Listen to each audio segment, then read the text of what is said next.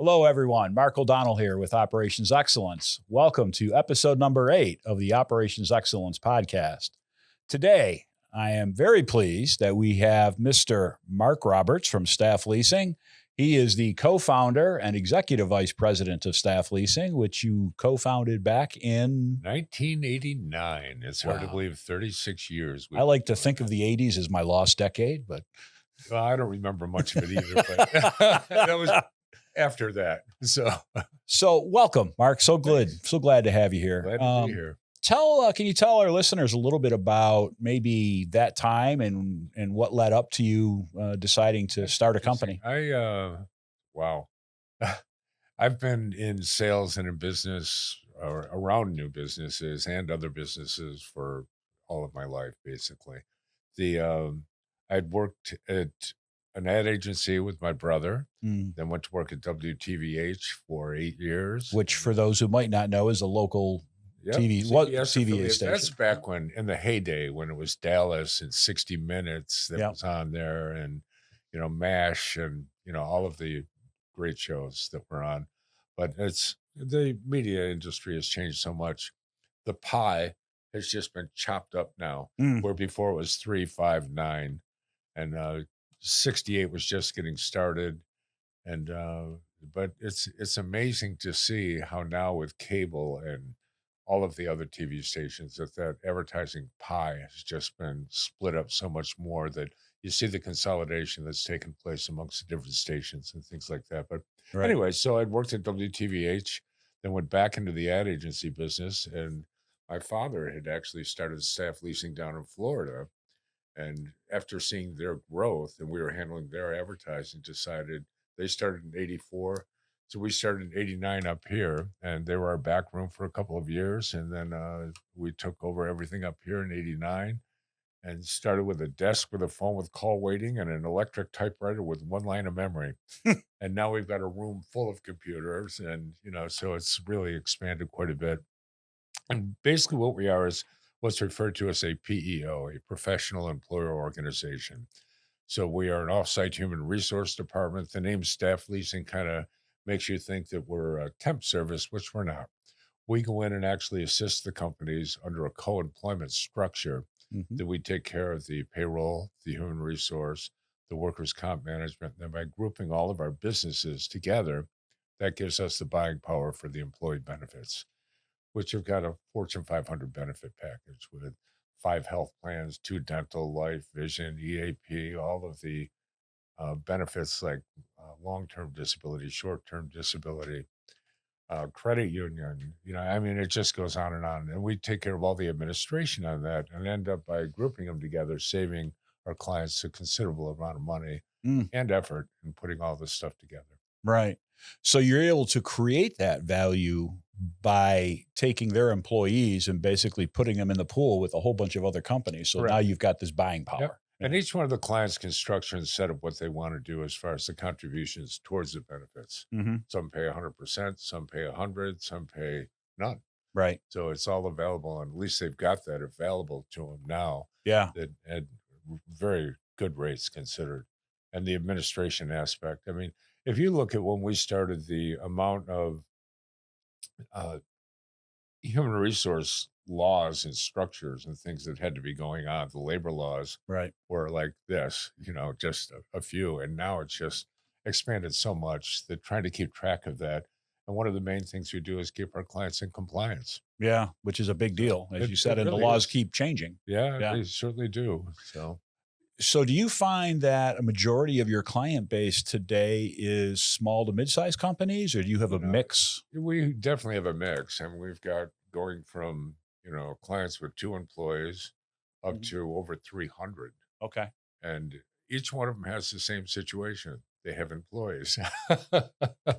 And, they've got to take care of managing all of that stuff. Right. And it just really streamlines it for them quite a bit. So. And I would bet, and I know because you actually are looking at doing business with one of my clients.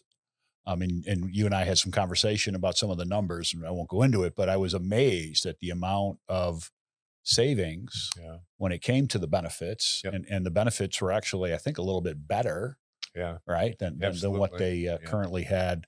But also because of their size, and they're smaller, they're around 50-ish people, the fact that you're really going to have somebody able to now manage kind of that whole HR piece for them. Yeah. It's funny because you call our office and it's not a recording. Right. It's not push this button for it. Right. You got a live person that answers, directs you to where you need to go. Right. And the clients love the fact of that.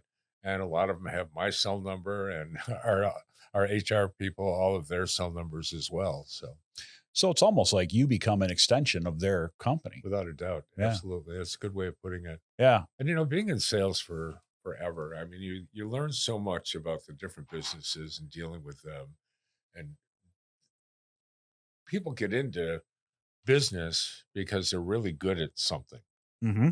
but they're not good at the HR end of it. They're Yeah. not good at shopping for the benefits. Right. They know how to make a widget or fix a computer, Right. or Right. as you know, I mean, with your business and what you do, you're going in and training them and helping them, as far as how to expand their expertise. And that's very similar to what we're able to do. Right. Yeah. Yeah. We're basically bringing different sets of expertise to help those businesses. Absolutely. One of the things you touched on, and I'm just thinking about a conversation I had right before I came to the studio today to do the podcast today. It was with a young entrepreneur, and he is got the classic entrepreneurial brain. Brilliant young man, but kind of all over the place at times. And I think I'm going to end up helping him out doing some one-on-one coaching, Awesome. right? Which, I think is going to help him kind of sort through and filter through and maybe get a little bit more focus and practice some discipline and, Sure. and kind of be better at executing some of those great ideas. Yeah. Because he literally could be a very successful serial entrepreneur, right? Yeah. He's got that kind of mind. As long as it's not a serial killer. Yeah. No. We don't want that. No, thank you. But if you could, and this is why I'm bringing that up. I'm thinking about that individual and understanding also from my own standpoint, how difficult it is starting a business. I mean, you went from the world of working for somebody else, like I did, knowing what your paycheck was going to be every week or whatever.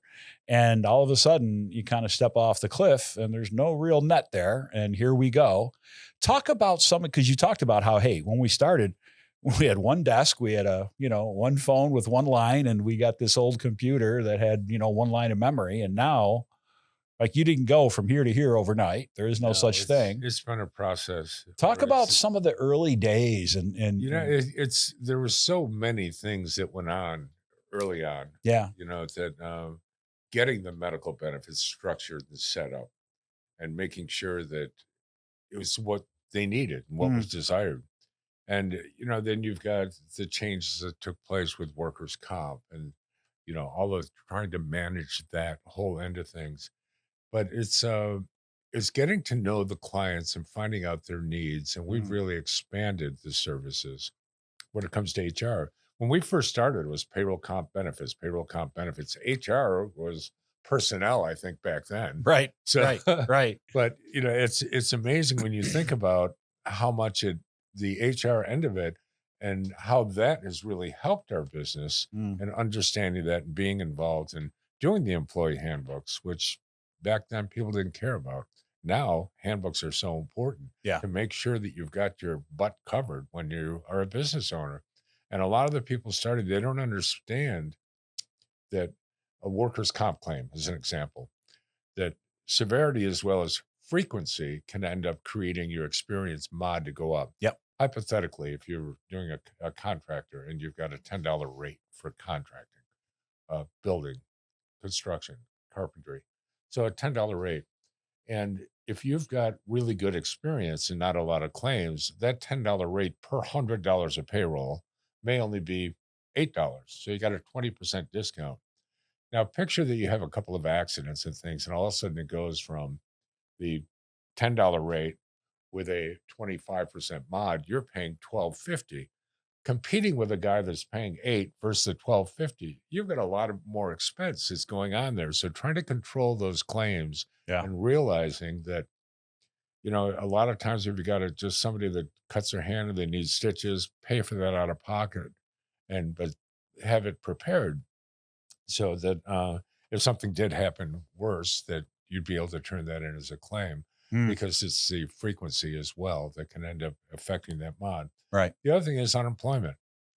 It's a brand new business starts at a little over 4%, somewhere in that range. If you're seasonal, like golf courses, Right. paving companies, some of them, they can get as high as over 9%, where you can go the other end and not have any claims. A doctor's office, an attorney that doesn't have any turnover may end up with a 1.5 or 2% rate. Mm-hmm. That difference, it's amazing how controlling your cost and knowing that, understanding it, having somebody that's overseeing that, looking at that, can really help you control the cost. And that's part of the learning curve Right. of somebody starting a business. Right. I know how to fix that car, but I don't know that shit about it. Right. My French, sorry. It's okay. We don't stand on formality here.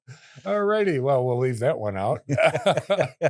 But, so that it's amazing when that happens.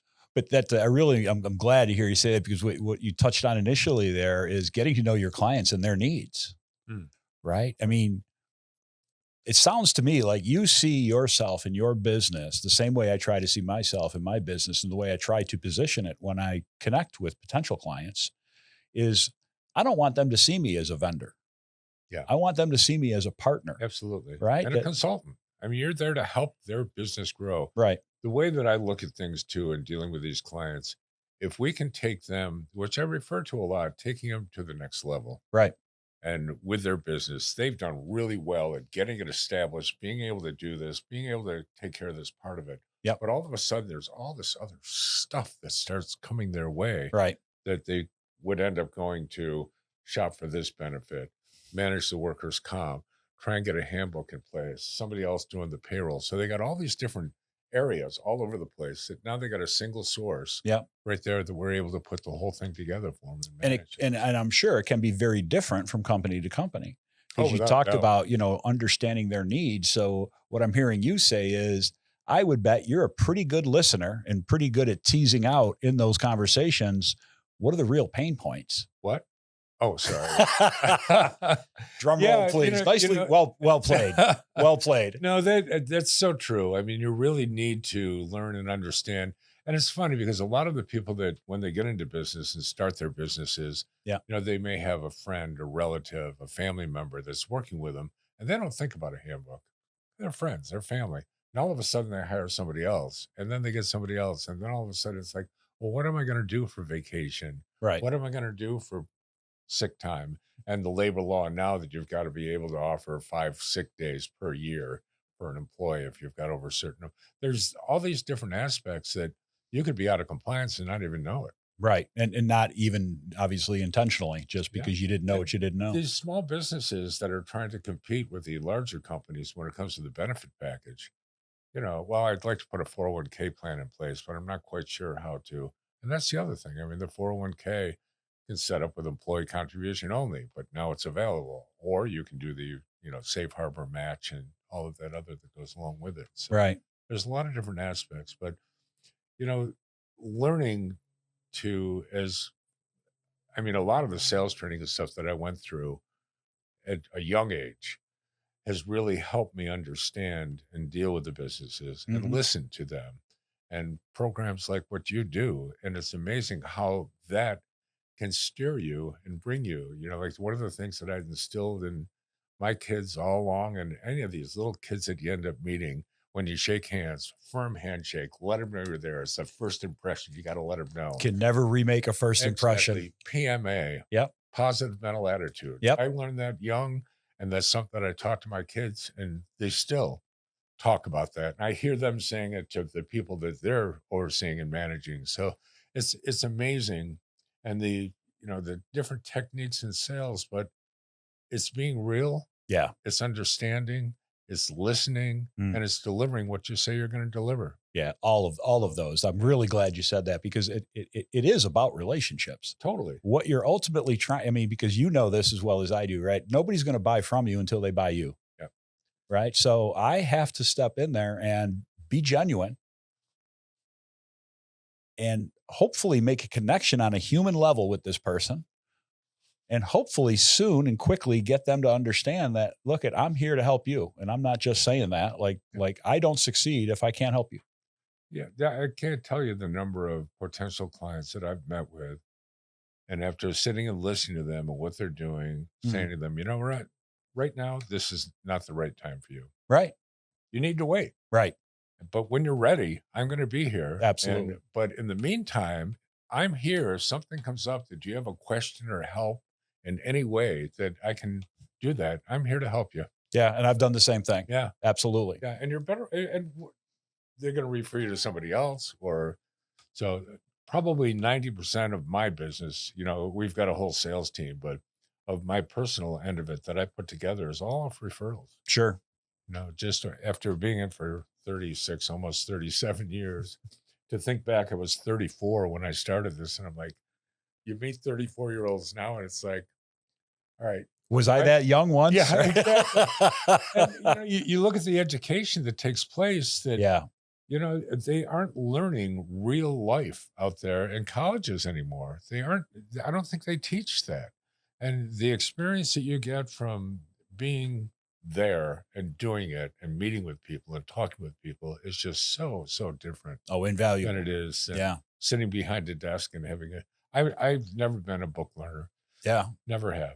So never will. But you're a people person. Yeah. And that's why you've been so highly successful. By listening and doing and being around and understanding it. Right. And I don't have a formal college degree, but because of the industry that I'm in and what I've done, I've gone back and in the boot camp at SU, I've taught class there, at Oswego, at Lemoyne, at high schools, that I go back, and at OCC that I've gone back and actually taught classes. That's great. You're giving back, though, right? You're giving back to the next generations. If I could, I want to revisit something that you touched on, because I think it's really important based on conversations I have on a daily basis with companies.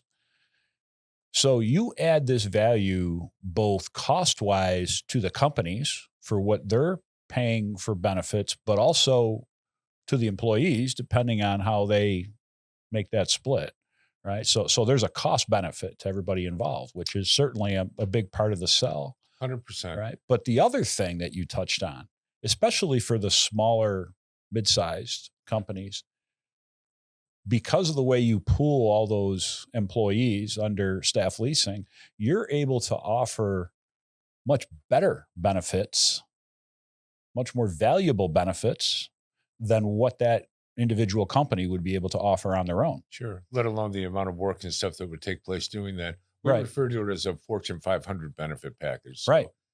When you've got a smaller business that's competing with, what could be going on at Micron or with all of the different larger companies. Right. And when all of a sudden they've got a benefit package comparable to that, to these larger corporations, it makes a big difference on attracting and retaining people. Mm-hmm. And I think more and more you're finding that people are getting away from the large corporate companies and enjoying working and playing, I guess, too, more with the smaller businesses, because it's more personal, it's more intimate. It's amazing how much more that brings to and a lot of your clients are the smaller businesses. Yeah, similar. I mean, I've got some bigger ones that are, 500 people, 400 million in revenue, but the sweet spot is a lot smaller, right? For the most part.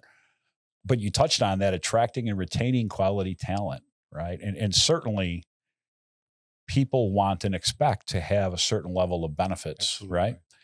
But the other thing you're touching on when you said, well, they want to sometimes work for maybe the smaller company and play and work. I'm finding that the generations behind us, because I'm at the tail end of the baby, we're both baby boomers, right? But the generation more. Well, okay. All right. You got a couple years on me. Still hit the ball pretty well. So still got a little pop in that swing for your golf game. The younger generations, I think they figured out something sooner in life than we did, certainly than I did. I was in my 50s before I really started to realize that quality of life was a really important thing, right?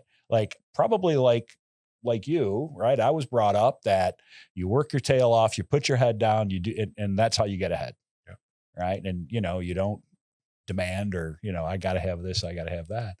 And I think the younger generation, and maybe because of whatever dynamics, I think certainly the pandemic probably played into this too. They're looking at it saying, you know what, quality of life is really important right now, Yeah. even if I'm in my 30s, and I'm going to work someplace that provides me the ability to have a quality of life and the flexibility. Yeah. Right. And I think that goes a long way towards being able to attract and retain the talent, along with a really solid benefits package. And it comes right down to the aura of the company. Yeah. If that's how you want to put culture. Right? It's the culture. You could really say culture. Yeah. I think culture is a perfect word to use for that. And that starts at the top. Absolutely. And if the business owners are willing to take care of their people and understand and look at, it's so funny because I've had, when we first started, it was like, I don't want a handbook. Well, why not? Well, I mean, that just makes it too structured. It's like, I don't want to put it in writing, yeah, right? Yeah. It's, moving to you, I'm going to lose control. No, actually, you're going to end up with better control because now things are in writing, it's in place. They understand it. You deliver it. They also have another place that they can go to if they're having challenges. Right. Instead of them going to the owner or the business person that's there and saying, this claim isn't being paid. All right, well, that's some personal information that they may not want out. Right. They call our office. They talk to our benefits people. They do the research. They can help them. So, I mean, there's so many different aspects when it comes to, as I said before, taking things to the next level, which is really what we do. Which really goes directly to the quality of the employee's experience, Yep. right? When I have a problem, I mean, how many times have we, all of us, picked up the phone to call a bank or some other institution and get extremely frustrated after 20 minutes when I haven't talked to a human being yet, right? I'm still on the line. It's funny because, as I said, when you call our office, the live person answers. And I was talking with a client, and I won't talk about the company that they were dealing with. That I think it's Another Damn Penny, something like something like that. I don't know, but I can't say the name of it.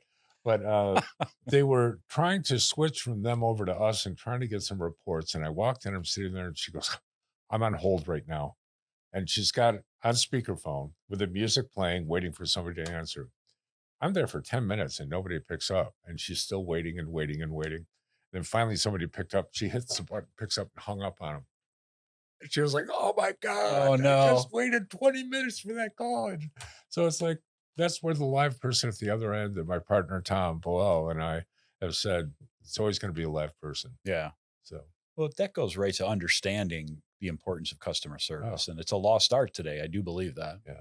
I think people are coming back to that though, because the modern customer is so inundated with automation that people have come back to totally appreciating, when you have a live person, that not only a live person, but you already talked about how your people, they're talking to the right people. They're talking to people that whatever their problem or issue is, they're technically tuned in and know how to handle it. And we've done it for all the different clients that we deal with. And Right. every one of them has the same thing in common. They have employees. Right.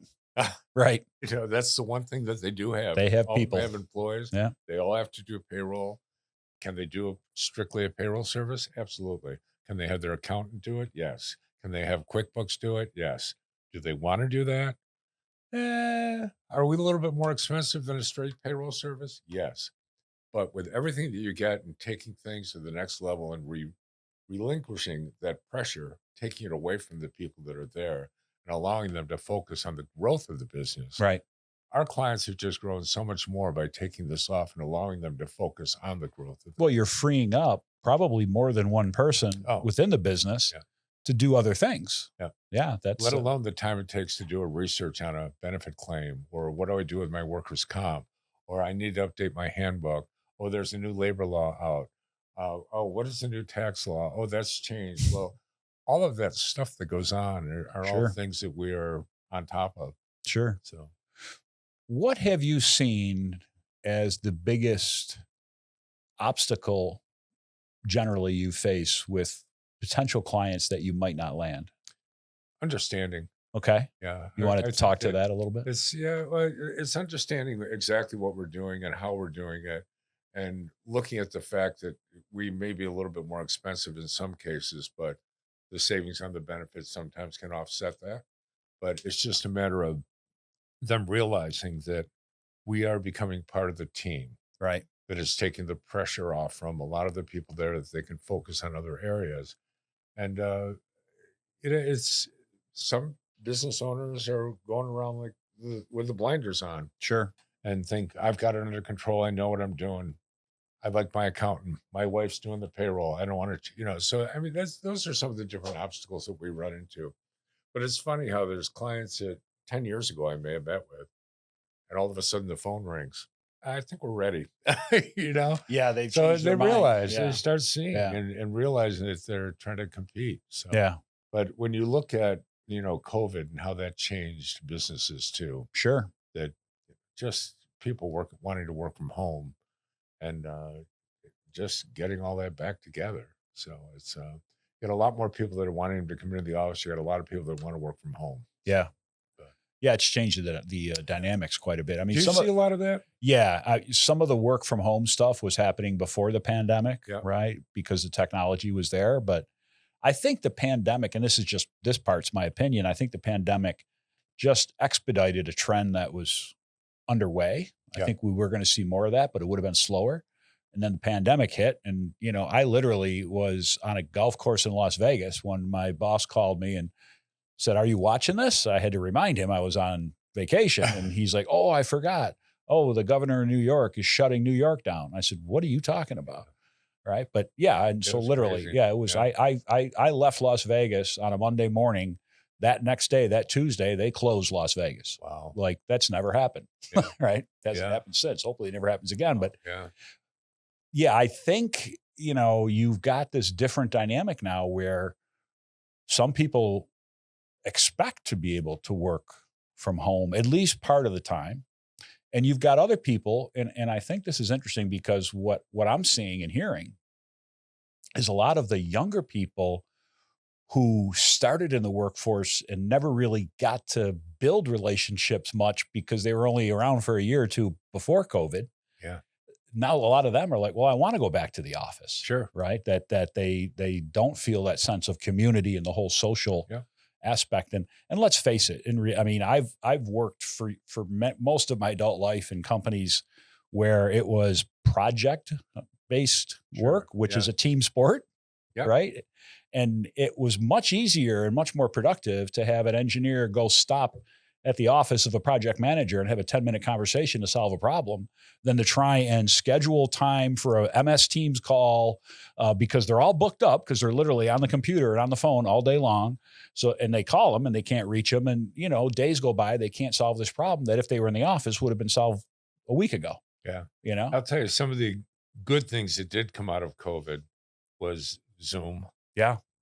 Being I'm a fan. I use it all the time. The technology and it allows a lot of our clients that we deal with, they have a corporate office here, but all of a sudden they got an employee in California. Right. They got an employee in Washington. They got, so opens the field. We've got clients that we're probably in, I would say about 30 different states that we do business in. And the thing with that too, when you look at these businesses, not realizing each state has different labor laws. Yeah. Each state has different unemployment laws. Sure. So being able to understand and other regulatory laws that go along with that. Yeah. So it's pretty amazing when you think about how we are able to help the companies expand and not be afraid of going in that direction. Yeah. You have certain states like New Hampshire and Vermont that are not friendly to PEOs. Right. Right. But so you avoid those. Right. Right. So, yeah. But technology is, and I think this is what I'm seeing is the companies that are tuned into the people side of it and understand that, but are also leveraging technology intelligently. Sure. Are the ones that are doing it well. My biggest client is based in Southern California and has offices in California, Arizona, Nevada, Idaho, Utah. I know out of their 450, 500 people, I probably have met and dealt with half of them. Yeah. That's only due to technology that's been able to happen. Arizona, you golf. Well, we're working out a little late fall trip if right you need now. somebody to carry your golf bag, let me know. I'll go to Arizona. You come with me. I love golfing in Arizona. It's beautiful there. Arizona's beautiful. California has some beautiful courses. I've never golfed in California. No. Although Pebble Beach, would be. I've seen Pebble. My wife and I did the 17-mile drive on the Monterey Peninsula, and she's not a golfer, but it is some of the most beautiful real estate you'll ever see. Yeah. My wife actually went out there. Her son was in the Air Force out there and was stationed out there, so she had gone out there to see him. And it was interesting because she came back. She goes, "Oh, I went to Pebble Beach." I said, "Oh my God." She goes, "I got you something. It was the only thing I could afford."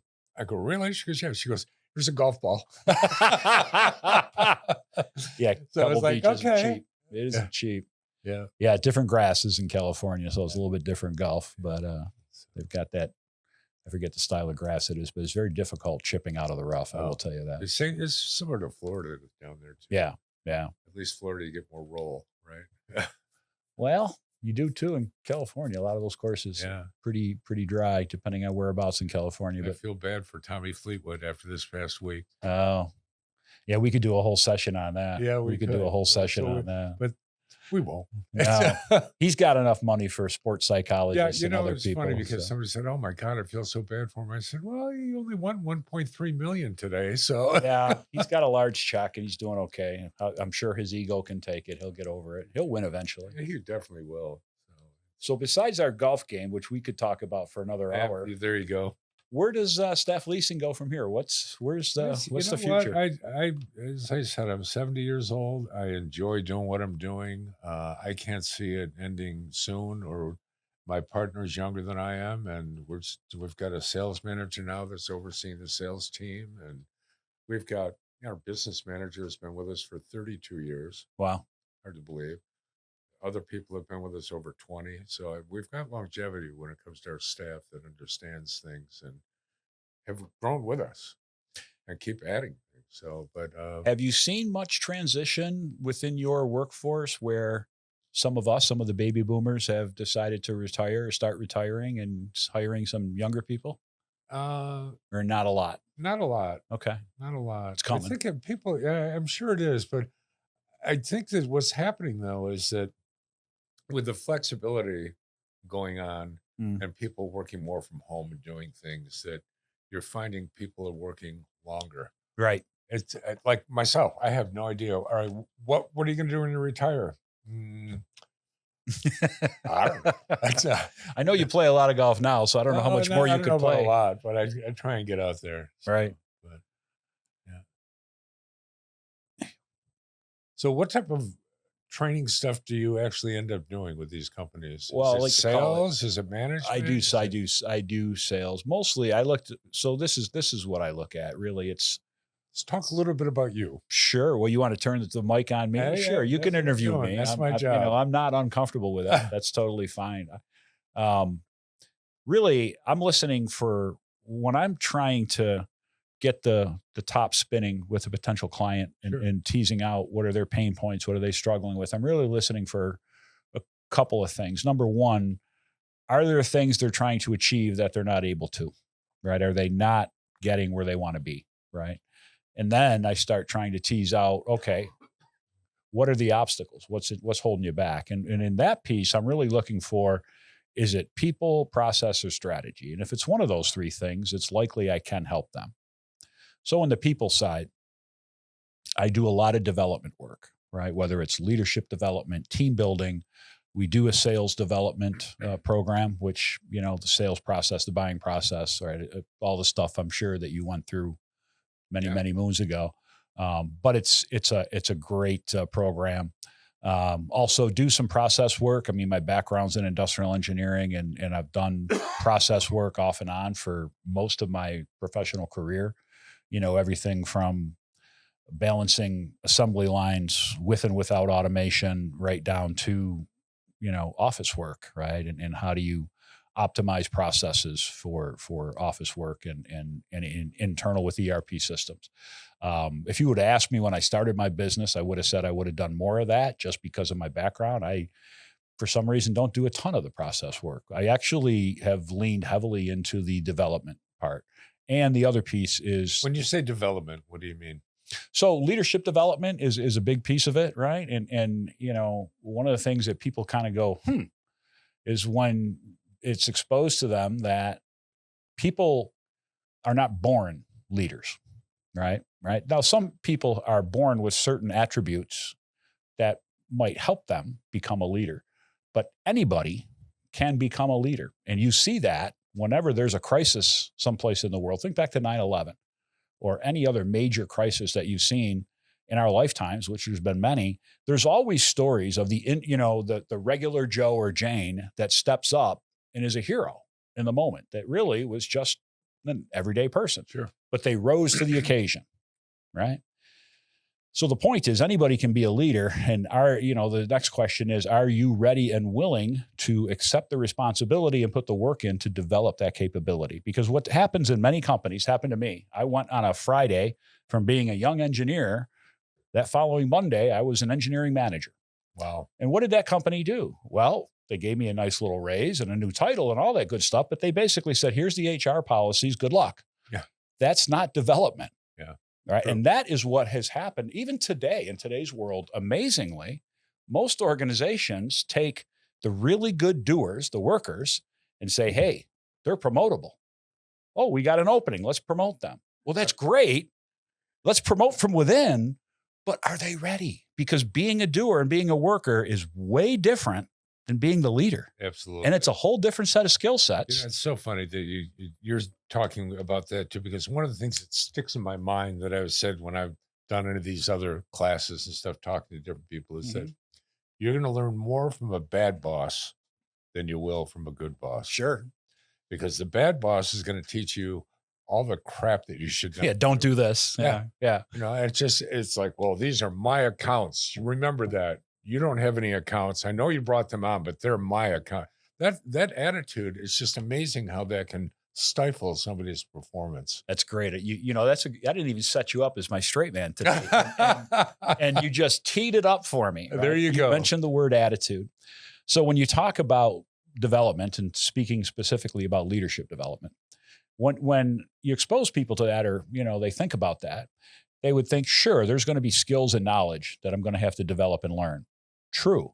Yeah. But the secret key or the secret, part of that sauce is attitude, right? Having the right attitudes. And oh, by the way, being a really good worker, you might be very successful with certain attitudes here that if you carry those same attitudes into being a leader are not going to help you much and are going to be counterproductive, right?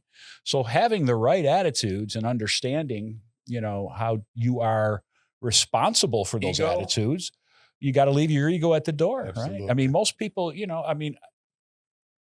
here's a great example of humbling. And this was because I had some great mentors and coaches. I was VP, the first VP job I was promoted to, VP of operations. And I'm walking the plant. And then, after having a conversation with my mentor the day before, and I'm realizing as I'm walking through this plant, which was pretty large, everybody, they're paying attention. But the next thought that dawned on me, that has nothing to do with Mark O'Donnell, the person. That's because it says VP of operations after my title. They're paying attention to the position. Yeah. Right. It's got nothing to do with me. Right. But now you also, with that comes the responsibility that when you're in a high profile position in a leadership role, everybody's paying attention to you all the time. Or the owner of the company. Which is the highest profile role, right? So absolutely. So what you say and what you do and how you say it and how you do it speaks volumes more than anything I could ever say to that person. It's funny that fits right in with the attitude and things where the companies that I find are really successful have the owners and the managers that if they ask you to do something, they're willing to do it. Yeah. Or if you can't get to it, they'll do it for you. It's, that type that it's like, you're not expected. I'm above you. I'm not, that's so important. That's really. Well, one of the big words, and if you asked anybody that I've taken through leadership development, whether it was individually or in a group, they probably got sick of hearing the word trust. Oh God. Yeah. Right. Because you know this very well. We were talking about this even during the podcast today, but previous to the podcast, before we started today, all business is based on relationships. It's all about relationships. And guess what? So is life. Yeah. Right. Well, if you want to form really good, healthy relationships, they need to be relationships based on trust and honesty. You don't earn trust without honesty. Absolutely. And transparency and being real and not being a fraud. And, oh, by the way, doing what you say and saying what you do, right? Being a person of your word and treating people fairly. And, oh, by the way, don't do it because I told you so, but do it because it's the right thing to do.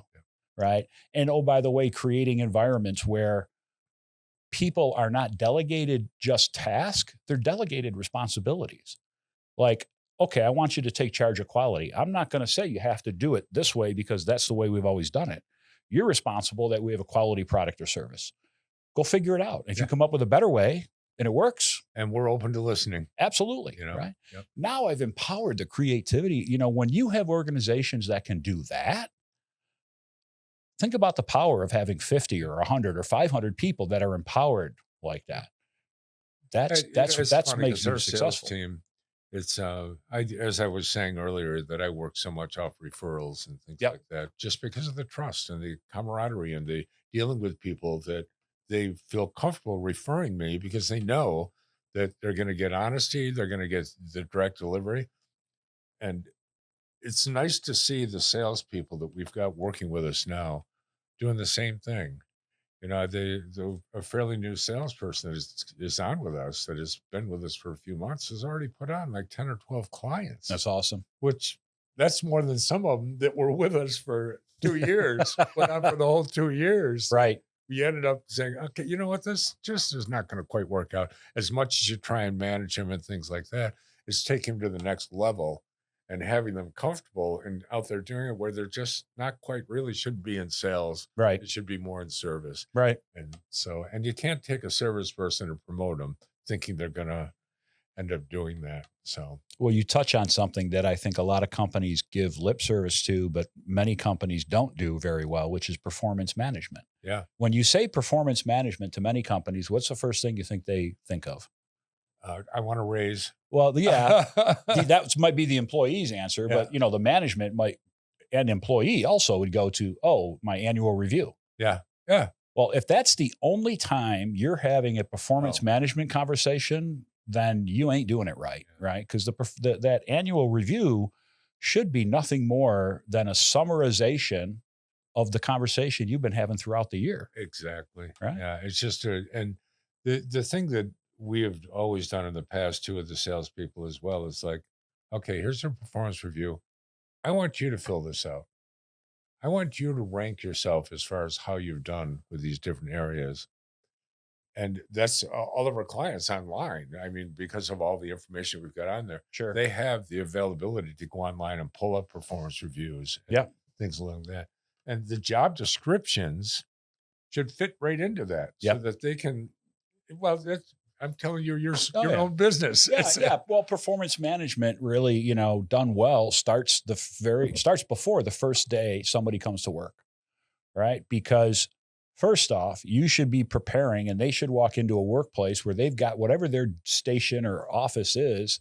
They walk in and they feel welcomed. Yep. Meaning, I've got a computer that works. I've got my login credentials.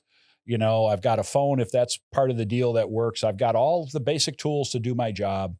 I'm welcomed by my team and by my supervisor, introduced around the company. And by the way, you have a plan to onboard and train me. It lays out both the introduction and the expectations, right, from day one. And that, training is not a one-time deal.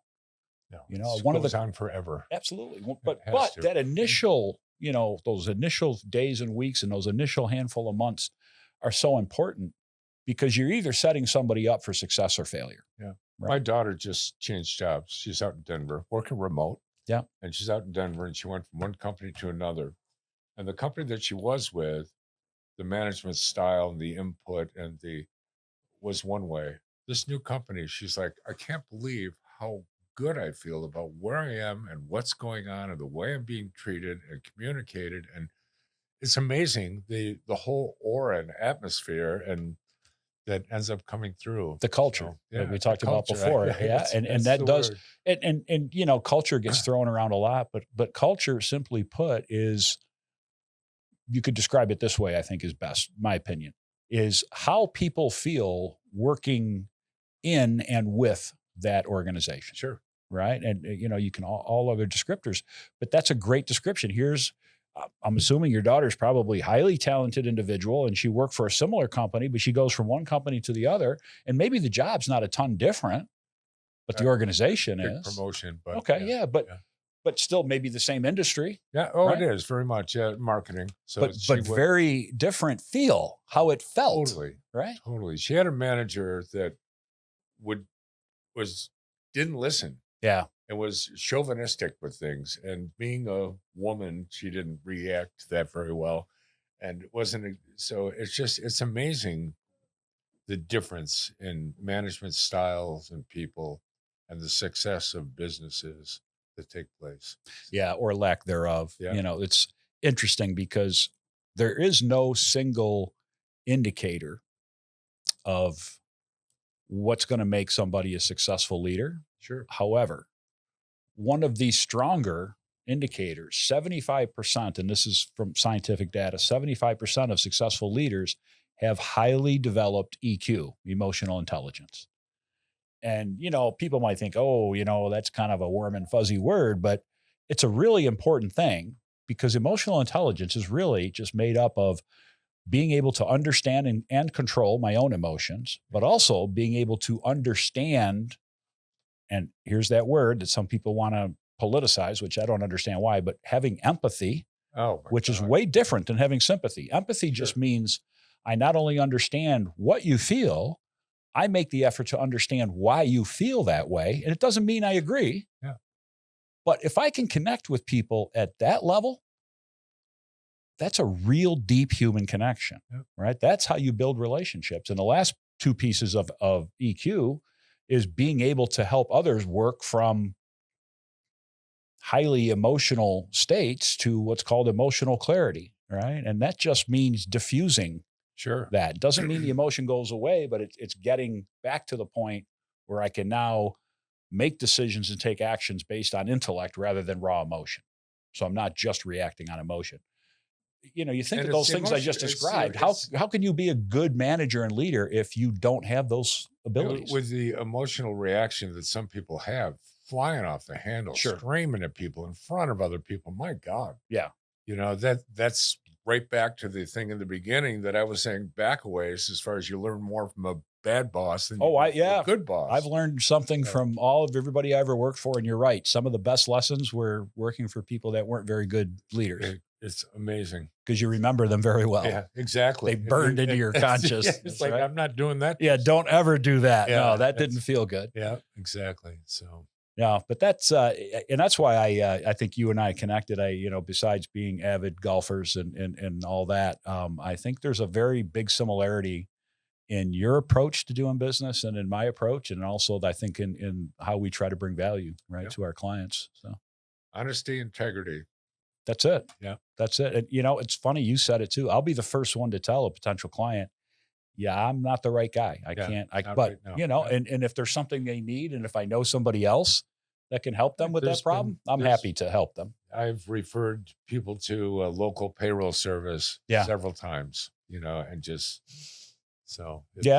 Yeah, I've referred a few people to where they had financial issues and, you know, maybe we're looking at refinancing a business or looking at a merger or acquisition. It's like, it's not something that's my specialty, but let me give you a few phone numbers. Yeah, exactly. And that's the connections and people and the ones that you get referrals from. Yeah, exactly. Exactly. So, you'd never know. At least I always say, if I haven't made a new client, at least maybe I made a new friend. Exactly. And you never can have too many of those. So. Mark, I want to thank you for your time today. It's been a pleasure. I've really enjoyed it. Yeah. Enjoyed our conversation. Me too. All right. We'll have you back again sometime. All right. Thanks, my friend. That's all for this month's episode. Thank you very much. Have a great day.